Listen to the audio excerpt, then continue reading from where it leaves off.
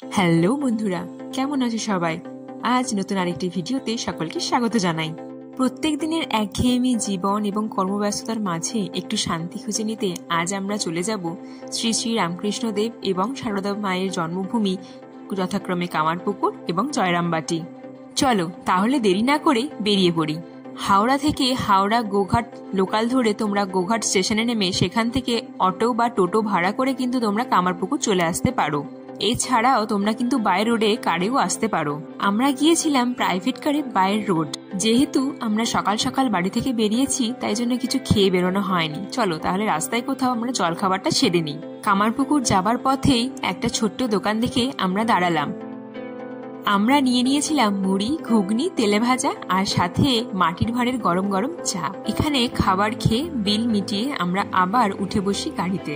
সকাল 10:10-15 নাগাদ আমরা পৌঁছে যাই কামারপুকুর।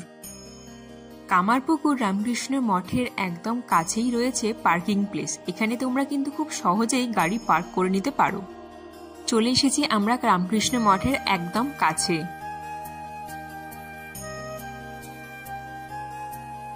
তোমরা দেখতে পাচ্ছ মঠের দরজায় কিন্তু লেখা রয়েছে মঠ ওপেনিং এবং ক্লোজিং টাইম। সেই টাইম দেখে তোমরা কিন্তু এখানে আসবে, নয়তো কিন্তু গেট বন্ধ পাবে। চলো তাহলে মঠের ভেতরে ঢোকা যাক। মঠের ভেতরে ঢুকে প্রথমেই আমরা অফিস ঘর থেকে ভোগের কুপনগুলি কেটে নিই। বেলা 11টা পর্যন্ত ভোগের কুপন দেওয়া হয়, তাই আমরা দেরি না করে প্রথমেই চলে গেলাম ভোগের কুপন কাটতে। সব থেকে ইম্পর্টেন্ট যেটা তোমাদের বলে রাখি, মঠের ভেতরে কিন্তু ভিডিওগ্রাফি বা ফটোগ্রাফি সম্পূর্ণ নিষিদ্ধ। তাও আমি চেষ্টা করব যতটা পারি তোমাদের সামনে তুলে ধরতে। রামকৃষ্ণদেবের জন্ম হয় ঢেকিশালে। মঠের ভেতরে সেই জায়গাটাতেই রামকৃষ্ণের মন্দির তৈরি করা হয়েছে। এছাড়াও ভেতরে রয়েছে রামকৃষ্ণদেব যেই ঘরে থাকতেন সেই ঘর এবং অন্যান্য আরও কিছু ঘর রয়েছে। রামকৃষ্ণদেব নিজের হাতে যেই আম গাছ রোপণ করেছিলেন, সেই আম গাছও কিন্তু খুব ভালোভাবে যত্ন করে আজ বাঁচিয়ে রাখা হয়েছে। মঠের ভেতরে এক অদ্ভুত শান্তি বিরাজ করছে, আপনার অস্থির মনকে স্থির করে দিতে কিন্তু বাধ্য। মঠ থেকে বেরিয়ে রাস্তা পেরিয়ে আমরা গেলাম হালদার পুকুরের দিকে।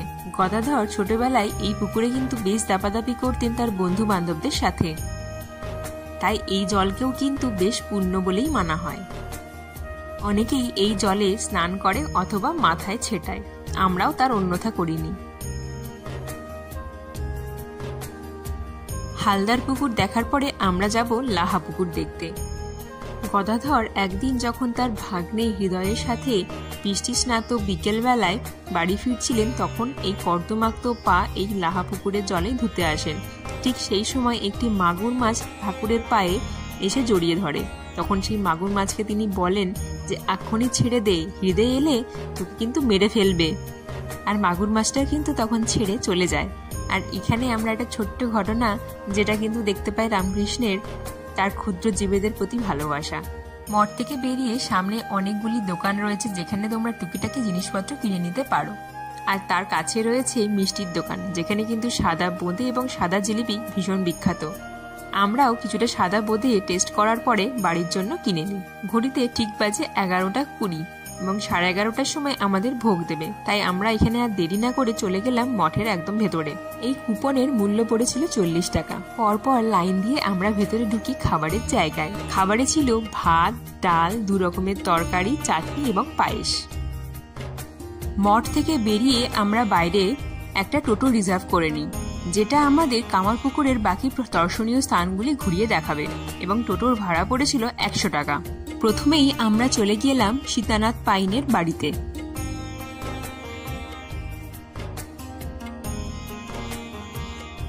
এখানেই শিবরাত্রির সময় গদাধর শিব বেশে যখন যাত্রা করছিলেন, তখন এখানেই তার ভাবাবেশ ঘটে। এখানেই তাই শিবের যে মূর্তি রয়েছে তা দেখলেই কিন্তু বুঝতে পারবে ভাবাবেশে মগ্ন অবস্থার মূর্তি। এরপর টোটো আমাদের যে রাস্তা দিয়ে নিয়ে যাচ্ছে সেটা হলো লাহাপাড়া, অর্থাৎ ধর্মদাস লাহা এখানকার জমিদার, তার নাম অনুযায়ী এখানে পাড়ার নাম হয়েছে লাহাপাড়া। এই যে মূর্তিটি তোমরা দেখতে পাচ্ছ, ইনি ধর্মদাস লাহা। তার পাশে রয়েছে লাহাদেব বিষ্ণু মন্দির, আর তার বিপরীতে রয়েছে পাঠশালা, যেখানে গদাধরকে পড়াশোনার জন্য ভর্তি করা হয়। কিন্তু গদাধরের মোটেই পড়াশোনায় মন ছিল না, তাই পাঠশালা থেকে বেরিয়ে এই বিষ্ণু মন্দিরে তিনি লুকিয়ে থাকতেন আর মা কালীর ছবি আঁকতেন।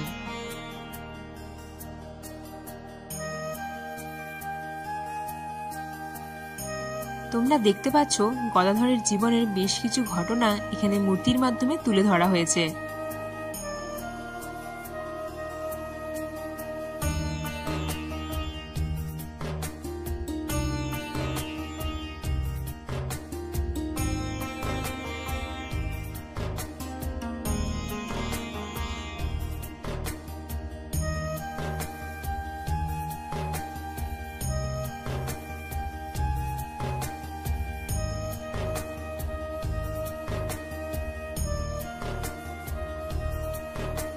আর তার ঠিক পাশেই রয়েছে লাহাদের বিষ্ণু মন্দির, যেটা কিন্তু আজও খুব সযত্নে সংরক্ষিত করা রয়েছে।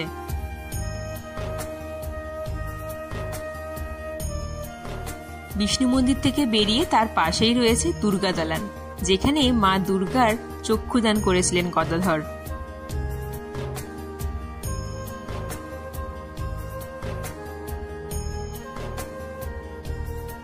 আর এই সেই পাঠশালা যেখানে গদাধরকে পড়াশোনার জন্য ভর্তি করা হয়।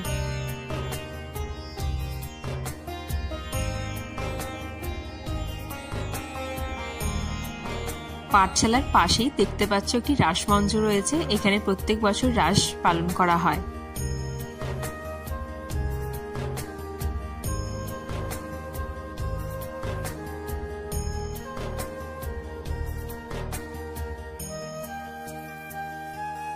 আর তার পাশেই দেখতে পাচ্ছ ধর্মদাস লাহার কন্যা প্রসন্নময়ী দেবীর প্রতিষ্ঠিত এই শিব মন্দির।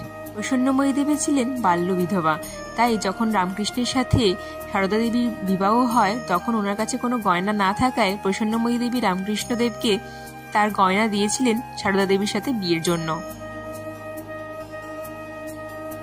এখান থেকে বেরিয়েই সামনে এগিয়ে রয়েছে একটি কালী মন্দির, যেটাও কিন্তু শ্রী রামকৃষ্ণের স্মৃতি বিজড়িত।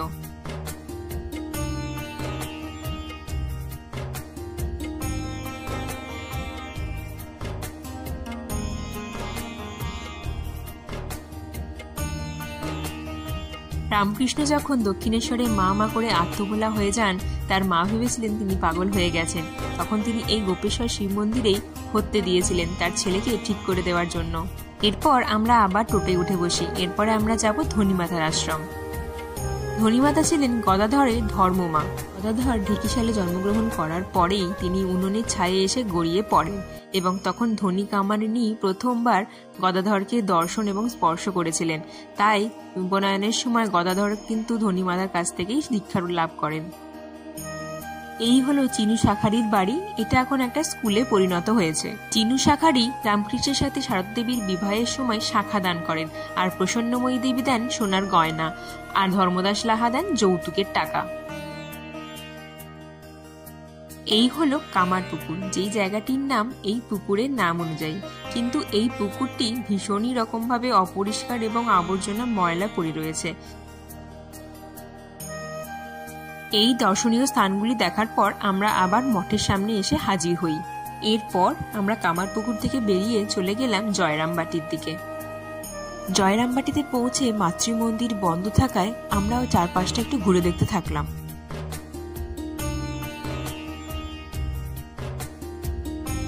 মন্দিরের একটু আগেই একটি সরু রাস্তা দিয়ে চলে গেলে প্রথমেই পড়বে দামোদর জিউয়ের মন্দির, এবং সেখান থেকে আরো একটু এগিয়ে গেলে পড়বে সিংহবাহিনী মন্দির।